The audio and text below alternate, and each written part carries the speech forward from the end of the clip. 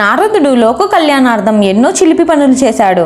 ఎల్లప్పుడూ శ్రీహరి నామాన్ని జపించే తానే గొప్ప విష్ణు భక్తుడని గర్వించే నారదుడికి విష్ణుమూర్తి గుణపాఠం ఎలా చెప్పాడో తెలుసా? వినే ముందు లైక్ చేసి ఇలాంటి ఎన్నో వీడియోస్ కోసం సబ్స్క్రైబ్ చేసుకోవడం మర్చిపోవద్దు. నారద మహర్షి ఒకసారి విష్ణుమూర్తి దగ్గరకు వెళ్లి నీ భక్తులలో ఎవరు గొప్ప భక్తుడు అని ప్రశ్నిస్తాడు. అందుకు విష్ణుమూర్తి భూలోకంలోని ఒక రైతును చూపించి అతడే నా గొప్ప భక్తుడు అని చెబుతాడు.